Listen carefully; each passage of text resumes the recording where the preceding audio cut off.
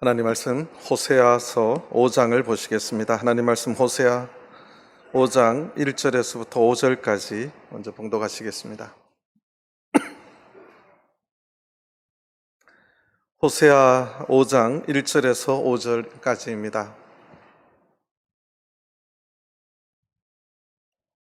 호세아 5장 1절에서부터 5절입니다. 제사장들아 이를 들으라. 이스라엘 족속들아 깨달으라. 왕족들아 귀를 기울이라.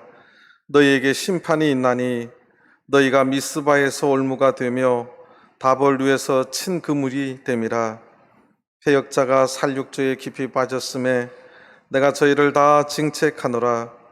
에브라임은 내가 알고 이스라엘은 내게 숨기지 못하나니 에브라임아 이제 네가 행음하였고 이스라엘이 이미 더러웠느니라. 저희의 행위가 저희로 자기 하나님에게 돌아가지 못하게 하나니 이는 음란한 마음이 그 속에 있어 여호와를 알지 못하는 까닭이라. 이스라엘의 교만이 그 얼굴에 증거가 되나니 그 죄악을 인하여 이스라엘과 에브라임이 넘어지고 유다도 저희와 한 가지로 넘어지리라. 아멘.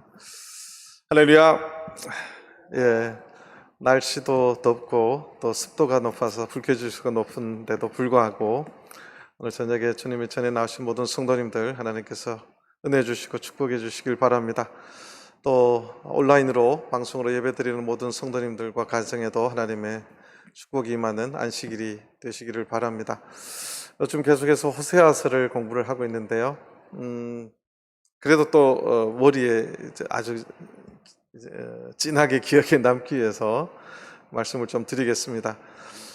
열왕기하 17장에 북이스라엘이 아수르에 의해서 멸망을 당합니다. 그러니까 솔로몬 왕 이후로 이스라엘 나라가 북이스라엘과 남유다 이렇게 나뉘었습니다. 그래서 북쪽에는 여로보암이라고 하는 왕이 출발을 했고 남쪽은 솔로몬의 아들 르호보암이 왕이 되어서 이렇게 통치를 해 나갔습니다. 북쪽에는 19명의 왕이 있었는데 한 명도 하나님 보시기에 선한 왕이 없었어요. 그렇게 세월이 흘러서 하나님의 심판이 임하고 그렇게 북이스라엘이 처참하게 아수르에 의해서 멸망을 당합니다. 아수르의 마지막 왕이 이제 호세아 왕인데 그때 45년 동안 선지자 역할을 했던 사람이 또 호세아 선지자입니다. 그래서 호세아 선지자는 북이스라엘의 마지막 하나님의 말씀을 증거했던 선지자이고 남쪽에 대해서도 동시에 하나님의 메시지를 전했던 그런 선지자입니다. 그런데 호세아서를 보면 우리가 또 12소선지서에 제일 가장 먼저 등장하는 거기 때문에 하나님의 전체적인 앞으로 멸망할 수밖에 없는, 왜 멸망해야 될 것인가, 그 이유가 분명히 기록되어 있고 하나님의 그래도 끊을 수 없으신 하나님의 그 사랑의 마음이 가장 잘 드러나 있는 선지서가 호세아 선지서입니다. 여호수아와 호세아, 예수 이 세 분의 이름은 그 어근 자체가 동일합니다. 그래서 또 예수 그리스도에 대한 그 예표가 가장 또 이사야서 다음에 많이 나오는 책 중에 하나가 또 호세아서입니다. 호세아서를 원래는 제가 계획이 없었는데 이왕할 거 자세히 했으면 좋겠다 이래서 몇 시간 한 장씩 이렇게 말씀을 증거하고 있습니다. 5장을 보도록 하겠습니다. 5장 1절입니다. 5장 1절 제사장들아 이를 들으라. 이스라엘 족속들아 깨달으라. 왕족들아 귀를 기울이라. 너에게 심판이 있나니. 자, 여기에 세 부류의 사람이 나옵니다. 제사장들아, 이스라엘 족속들아, 왕족들아. 이것은 당시 이스라엘의 지도자들, 귀족 계급들을 말합니다. 보통 이스라엘 족속들 할 때 이스라엘 족속이라고 하는 말 때문에 이것이 이제 이스라엘 백성이 아닌가 이렇게 보시는데요. 하나님께서 이스라엘 백성들을 말할 때는 항상 이스라엘 자손들이라고 그렇게 말을 합니다. 이 족속들의 원어는 베이트 이스라엘이에요. 베이트가 집입니다. 근데 이때는 이스라엘 전체 이 틀을 유지하는, 그래서 지붕의 역할을 하고 하는 그 소위 말하는 이스라엘의 지도자들을 말할 적에 이스라엘 족속들이라는 거 이렇게 번역이 됐고, 원어는 이제 베이트 이스라엘입니다. 그래서 제사장들, 이스라엘의 귀족 지도자들, 그 다음에 왕족들에게 하나님께서 세 가지 말씀을 하십니다. 첫 번째 들으라, 그 다음에 깨달으라, 그 다음에 귀를 기울이라, 이렇게 말씀하셨는데 동사가 다 달라요. 그런데 알고 보면 다른 말입니까? 똑같은 말입니까? 단어는 다른데 알고 보면 뜻이 같아요? 틀려요? 그게 그 뜻이에요. 그런데 이게 이제 히브리 문학의 최고의 강조할 적에 이렇게 씁니다. 그래서 세 번을 쓰는데 앞에 거는 영어로 여러분들 이제 원급이라 그러죠. 기본이고, 두 번째 쓰면 이제 비교급 better 할 적에 조금 더 강한 단어를 쓰고, 세 번째는 최상급의 동사를 씁니다. 그래서 여기에서 당시의 이스라엘, 북이스라엘의 귀족들에게 하나님께서 먼저 들으라고 명령하셨어요. 그 다음에 깨달으라고 했는데, 이 깨달으라는 말이 듣고 깊이 깨달으라는 거예요. 근데 이것이 이제 히브리 말로 카샤브라고 하는 단어인데, 카샤브라고 하는 원래 뜻은 뭐냐면 똑똑히 들으라는 거예요. 하나도 빠짐없이 똑똑히 들으라는 겁니다. 그것을 이제 한국어로는 이제 깨달으라고 말씀을 했는데, 하나님의 말씀을 똑똑하게 정확하게 무슨 뜻인지 알고 들으라는 거지요. 그리고 세 번째는 귀를 기울이라는 말씀을 하셨는데, 귀를 기울인다는 것은 동작부터 이렇게 그쪽으로 향해 가야 되고, 귀를 기울인다는 것은 마음이 이미 들어야 되겠다고 하는, 듣겠다고 하는 자세가, 또 이걸 집중해서 듣겠다는 어떤 제스처까지 들어가는 굉장히 최상의 말입니다. 그러니까 하나님의 말씀을 세상을 향해서 귀가 열려 있는 게 아니라 하나님을 향해서 내 마음이 온전히 간절한 마음으로 마음을 담아서 귀를 기울여 듣겠다고 하는, 그것이 오늘 하나님께서 호세아 선지자를 통해서 주신 말씀입니다. 들으라, 똑똑히 들으라, 귀를 기울여서 마음을 담아서 들으라. 하나님은 그렇게 말씀을 하고 계십니다.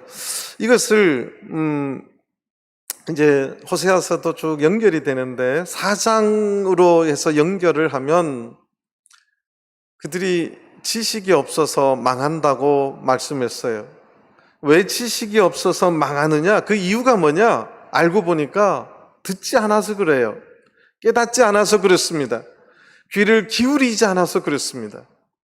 이제 그들을 향해서 하나님께서 들으라고, 정말 하나님의 말씀을 허투루 듣지 말고 똑똑히 들으라고, 마음을 담아서 귀를 기울여서 들으라고 하나님이 지금 말씀하고 있어요.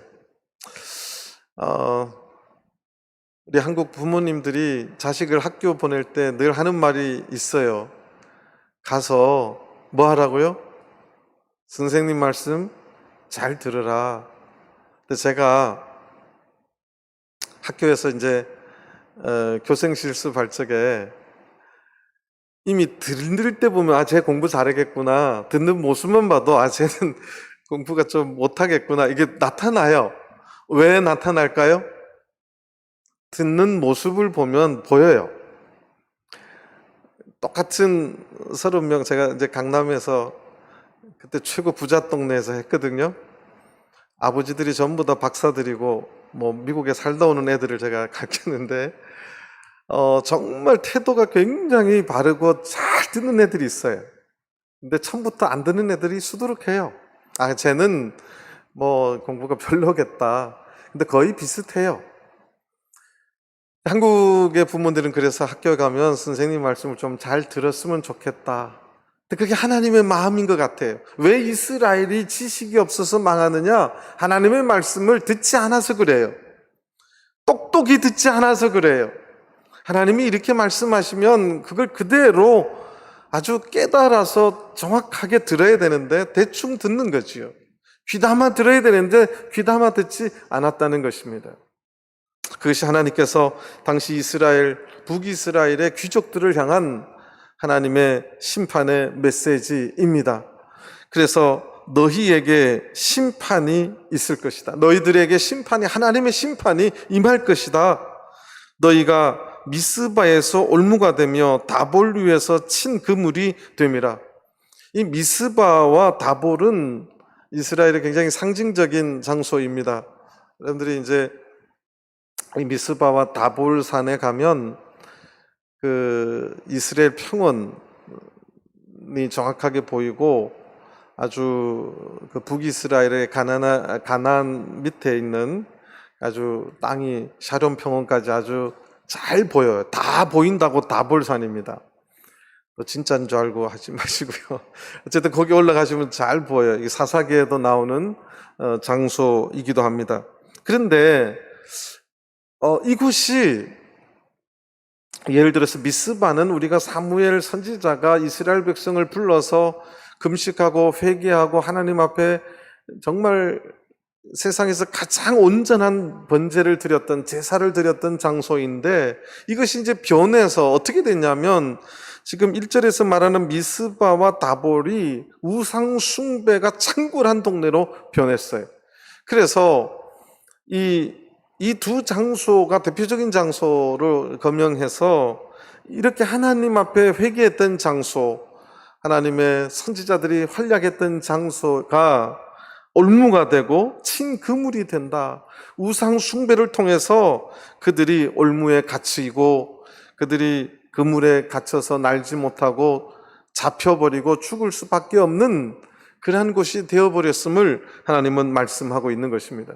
그러니까 이스라엘의 당시 지도자들, 제사장들, 이스라엘의 지도자들, 왕족들이 하나님의 말씀을 잘 듣고 깨닫지 못해서 그곳을 우상의 터로 만들어 온 이스라엘이 그것 때문에 올무가 되고 그물이 되어서 잡히게 됨을 지금 선언하는 말씀입니다. 그러니까 오늘 이 하나님의 말씀 들으라, 깨달으라, 귀를 기울이라, 이것이 오늘 제목이기도 하고 오늘 호세아 5장을 읽으면서 하나님의 중심 메시지가 여기에 있음을 우리가 다시 한번 발견하게 됩니다. 그래서 오늘날 우리 신앙도 마찬가지입니다.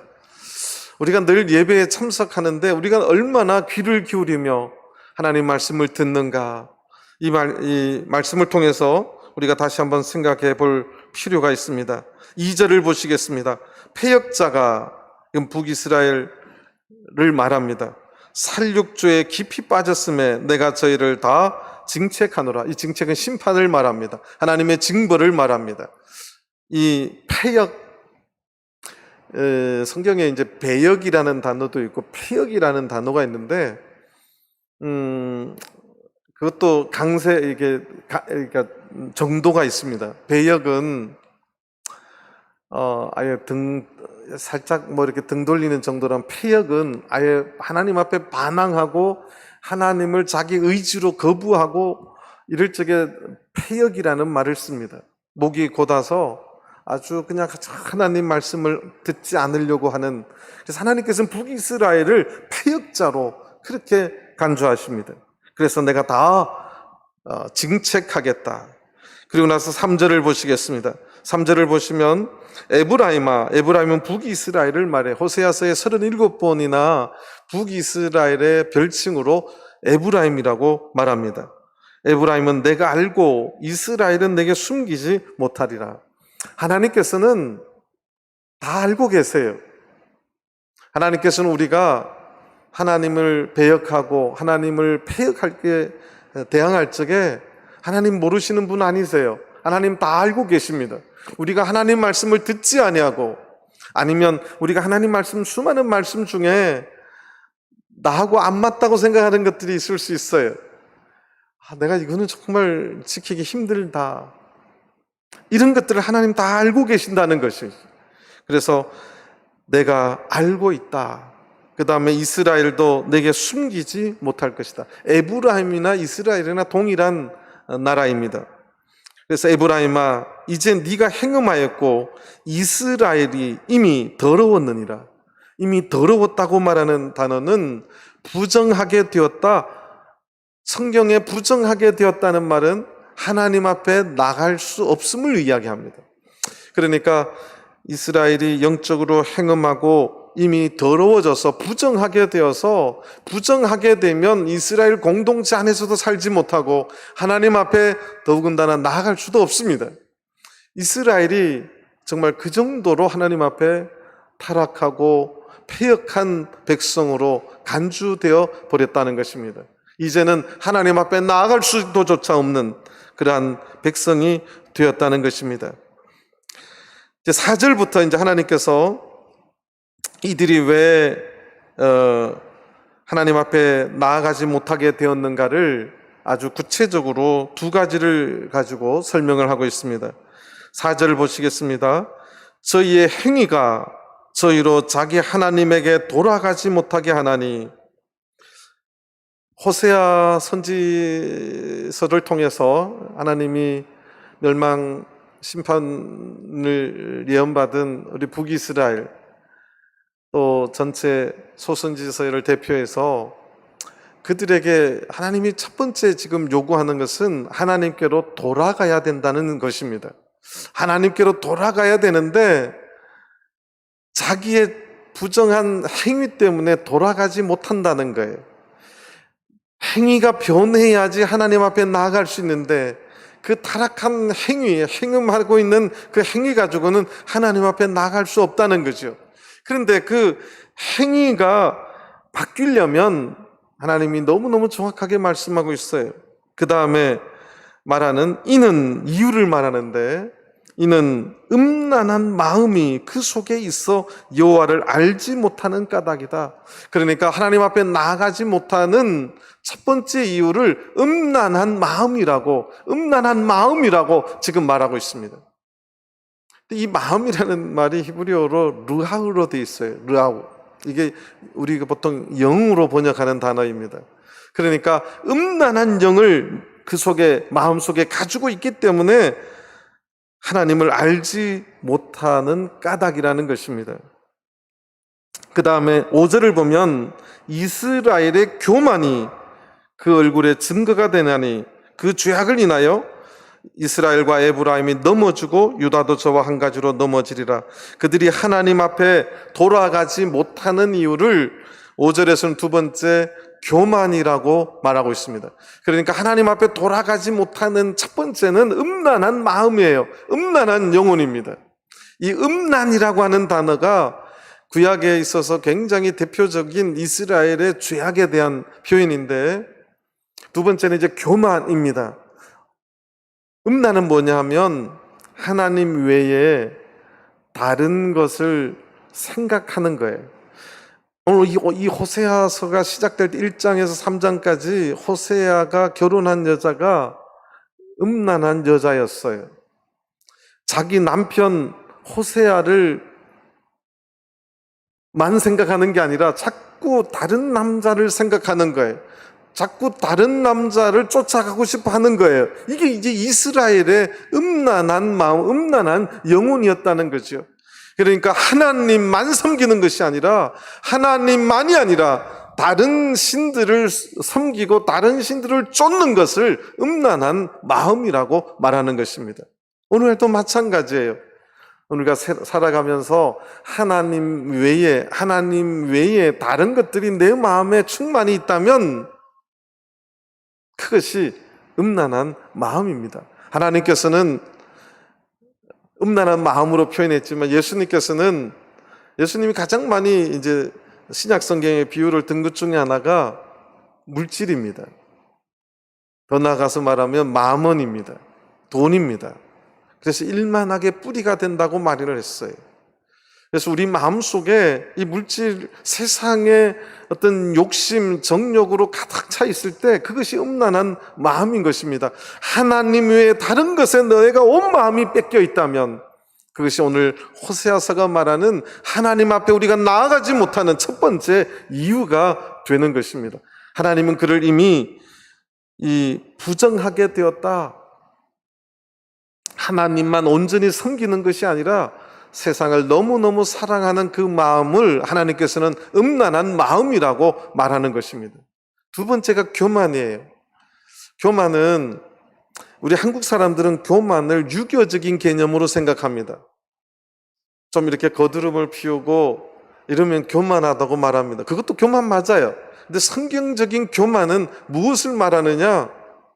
사실 유교 교육을 잘 받으면요, 굉장히 겸손해도 마음은 굉장히 교만해질 수 있어요. 근데 성경적인 겸손은 뭐냐 하면, 하나님 저 가진 것도 있고 배운 것 많아도 다 아무것도 하나님 앞에 아무것도 아닙니다. 저 하나님 없이는 하루도 못 사는 연약한 존재입니다. 이게 겸손한 사람이에요. 무엇이 교만한 마음이냐? 하나님 없이도 살 수 있어요. 하나님 앞에 안 나가도 세상 내가 얼마든지 내 능력으로 살아갈 수 있다고 생각하는 거, 이게 교만입니다. 북이스라엘이 그랬어요. 그렇게 하나님께서 선지자들을 보내도 그 사람 말 안 듣고 내 능력으로, 내 지혜로 얼마든지 살아갈 수 있는 거예요. 이게 교만이에요.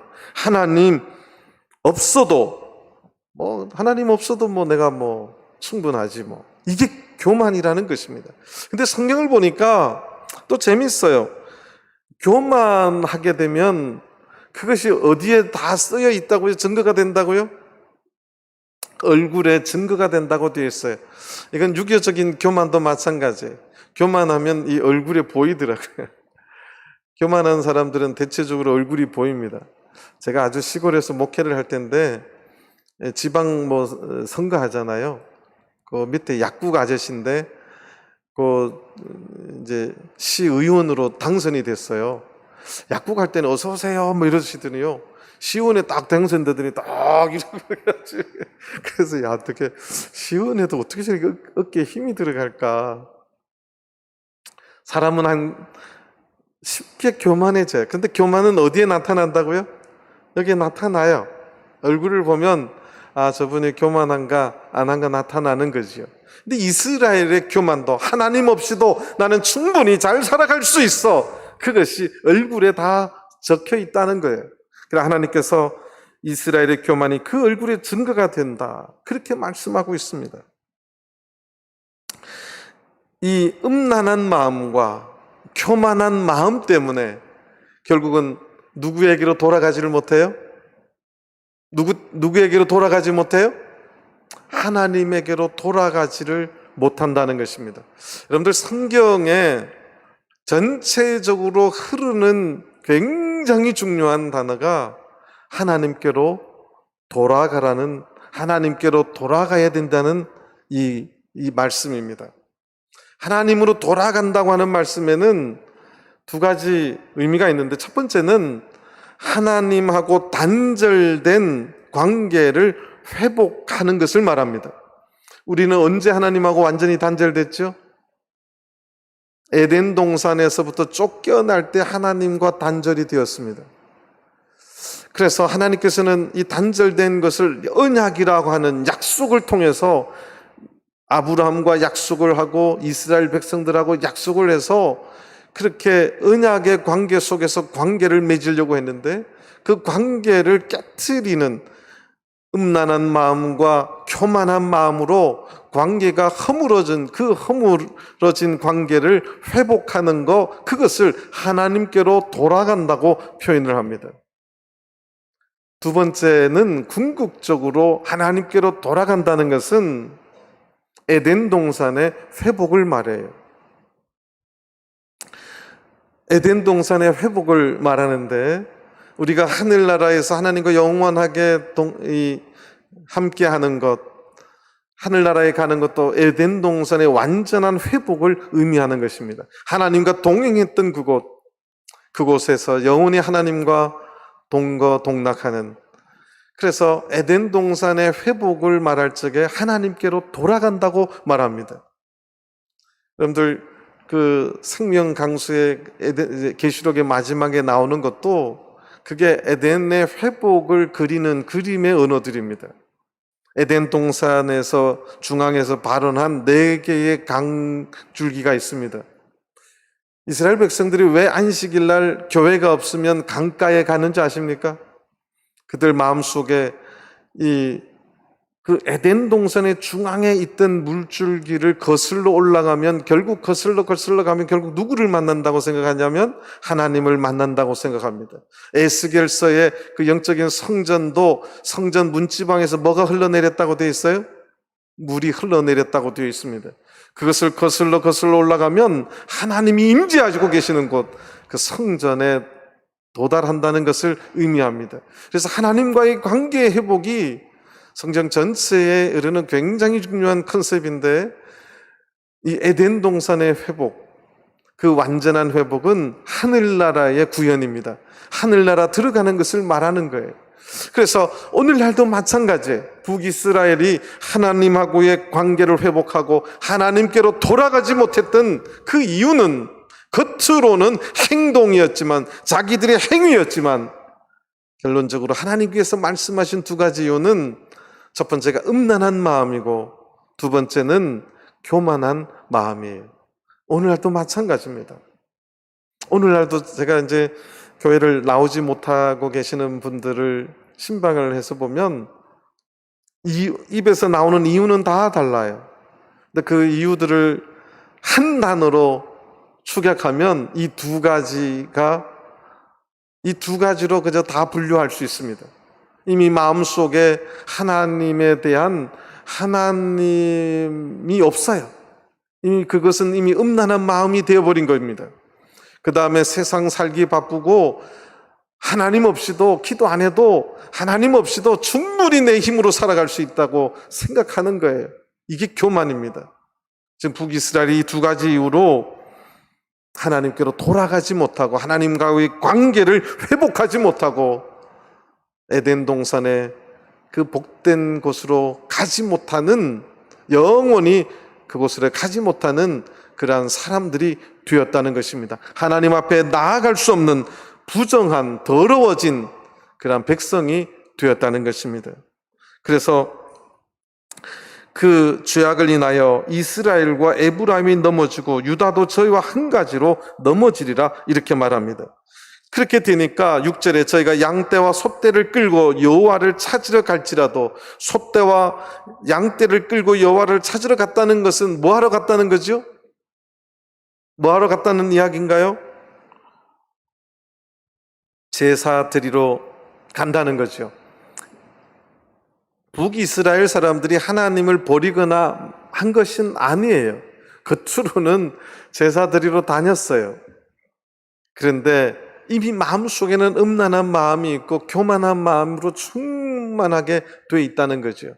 그들이 겉으로 양떼와 소떼를 끌고 제사로 하나님을 찾아갈지라도 하나님이 만나주지 않는다는 것이죠. 그래서 만나지 못할 것은 이미 저희에게서 하나님께서 떠나셨음이라. 사실 목회자로서 제일 두려운 게 이런 말씀이죠.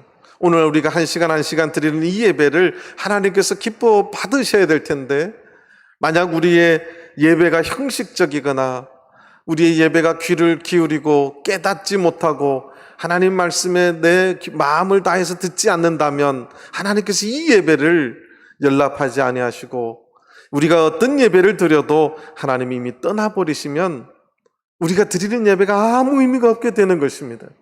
저는 우리 전주교회가 드리는 1시간 예배가 하나님을 만나는 예배가 되기를 간절히 바랍니다.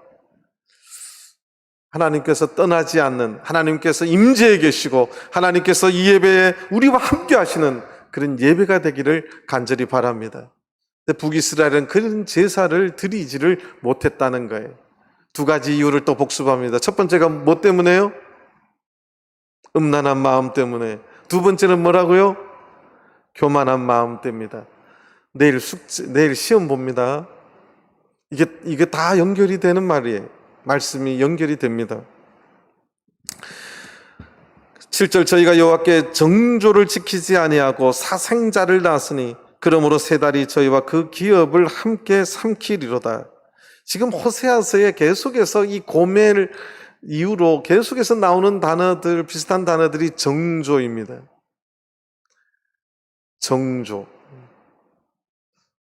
세종 그 밑에 있는 정조를 말하는 게 아니에요. 성경에 굉장히 중요한 하나의 테마가 신랑 예수를 맞이하는 신부, 단장한 신부. 단장한 말은 여러 가지 의미 중에 하나가 가장 중요한 단장은 정조를, 신랑 예수를 지키는 것입니다. 기다리는 것입니다. 깨끗한 마음으로 기다리는 것이죠. 그런데 저희가 여호와께 정조를 지키지 아니하고 사생자를 낳았으니 그러므로 세 달이 저희와 그 기업을 함께 삼킬 것이다. 그들이 아무리 하나님의 기업을 붙들고 있어도 하나님께서 그것을 다 이방인의 손을 통해서 삼켜버리겠다, 그렇게 말씀하고 있습니다. 8절 보시겠습니다. 너희가 기브아에서 나팔을 불며 라마에서 호각을 불며 베다웬에서 깨우쳐 소리하기를. 여기에 기브아, 라마, 베다웬은 북이스라엘의 도시들이에요. 근데 여기에 나팔을 불며 호각을 불며 깨우쳐 소리하기를 하는 것은 이게 전쟁을 알리는 소리들입니다. 그래서 세 번역에는 아예 이렇게 번역했어요. 너희가 기브아에서 전쟁을 알리는 나팔을 불며 라마에서 호각을 불며 베다웬에서 깨우쳐, 이 파수꾼이 하는 거죠. 적군이 쳐들어옵니다. 그게 깨우쳐 소리하는 거라는 거죠. 그런데 하나님께 그렇게 이들이 정조를 잃자 하나님께서 이방인의 손을 들어서 전쟁이라는 방법을 통해서 북이스라엘을 치겠다는 예언입니다. 그런데 뒤에 보면 베냐민아 네 뒤를 쫓는다 할지어다. 이 베냐민은 북이스라엘이에요? 남유다예요? 북이스라엘은 10지파가 나라가 만들어진 거고 남유다는 유다 지파와 베냐민 지파가 연합해서 만든 나라예요. 그런데 이 하나님께서 전쟁을 통해서 그들의 심판이 임할 것을 지금 남유다 베냐민에게도 선포하는 거예요. 그래서 이 뜻이 잘 안 나타나서 세 번역에는 베냐민아 적군이 내 뒤를 쫓는다 할지어다. 그러니까 남유다도 이 음란한 마음과 교만한 그 마음을 고치지 아니하면 동일하게 적군의 손에서 심판받음을 지금 선언하는 말씀입니다. 견책하는 날에 에브라임이 황무할 것이라. 이 견책하는 하나님의 심판의 날, 에브라임이 멸망당하고 황폐하게 될 것이다. 내가 이스라엘 지파 중에 필연 있을 일을 보였노라.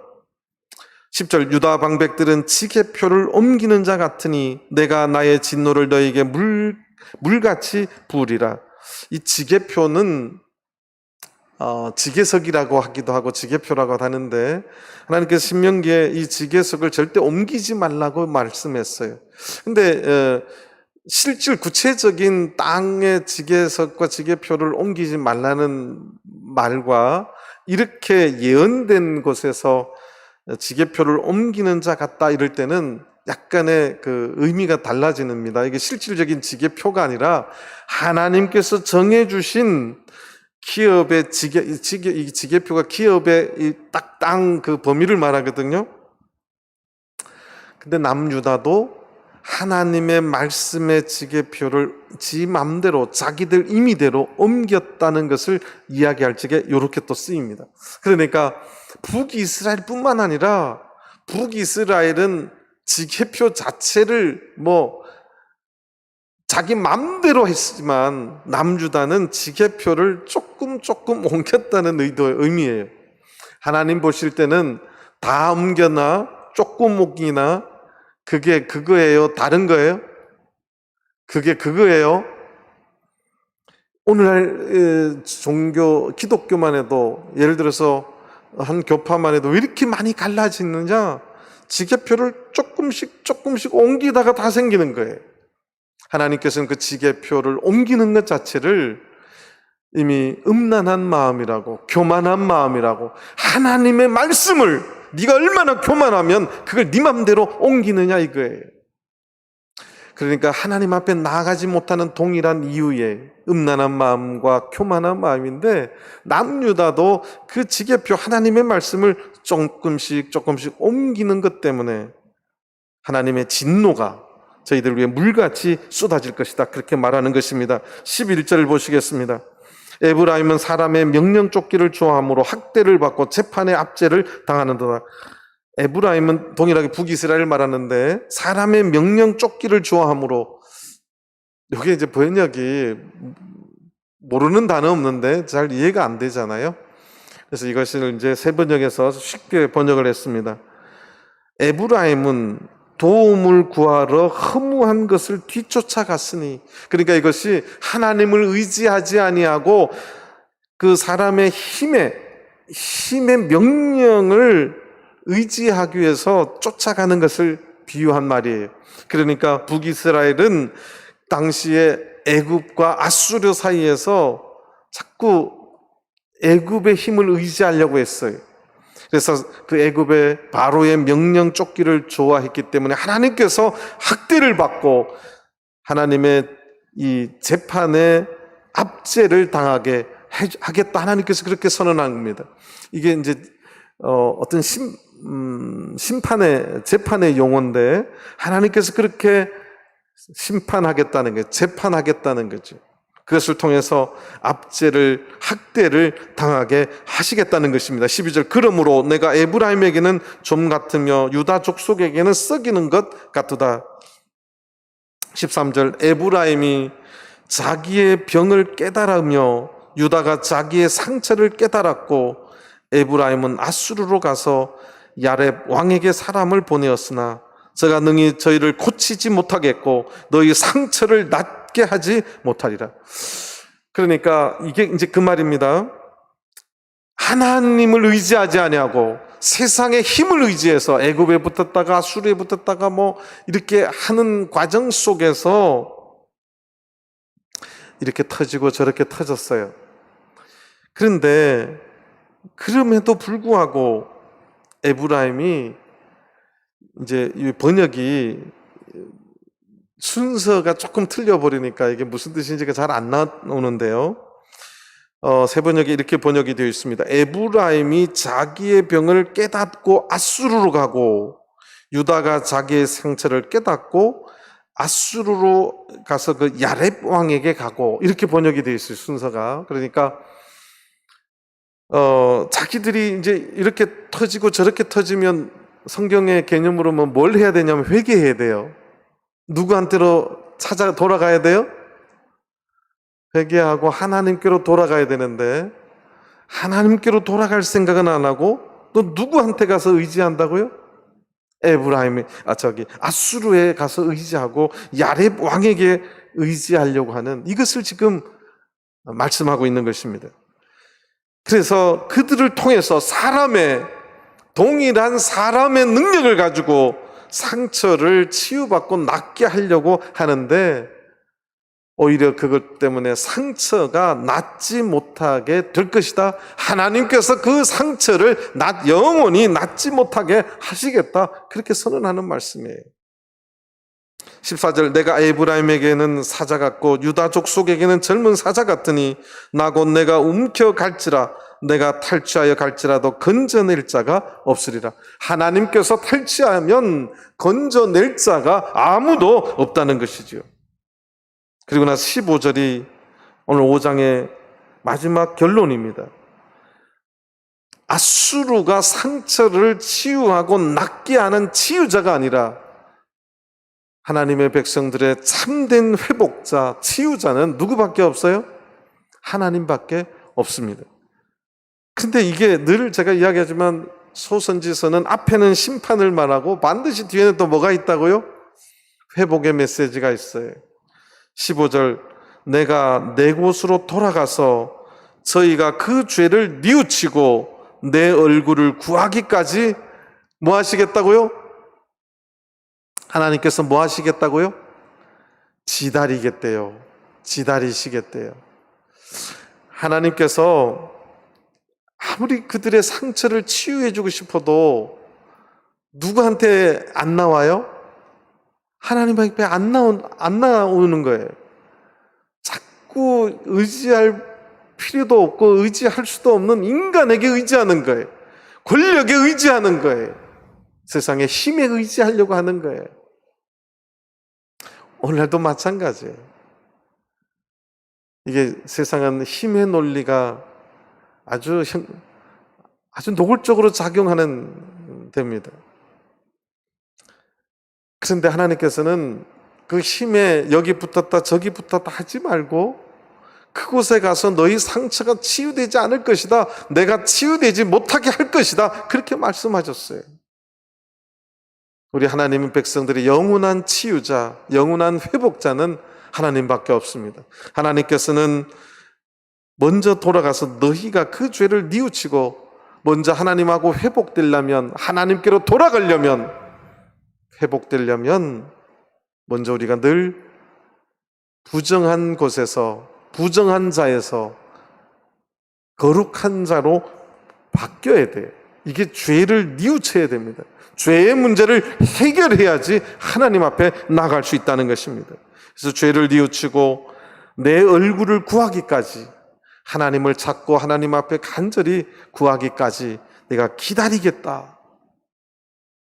저희가 고난을 받을 때 나를 간절히 구하리라. 지금 이제 우리 개역 성경에는 구하여 이르기를 하고 6장으로 연결이 되는데, 지금 개역이나 세번역에는 15절도 마치는 동사로 마감했어요. 구하리라, 구할 것이다. 그러니까 이 말씀은 뭐냐면 저희가 고난을 받아야 나를 간절히 구하게 된다는 거예요. 내 얼굴을 구하고 내 얼굴을 찾기까지 뭐가 필요하냐? 고난이 필요해서. 그러니까 이 말 속에는 하나님의 심판, 그들이 70년의 이 포로, 바벨론 포로 생활을 통해서 하나님에게로 돌아올 수 있는 굉장히 귀한 하나님의 메시지를 선포하는 내용입니다.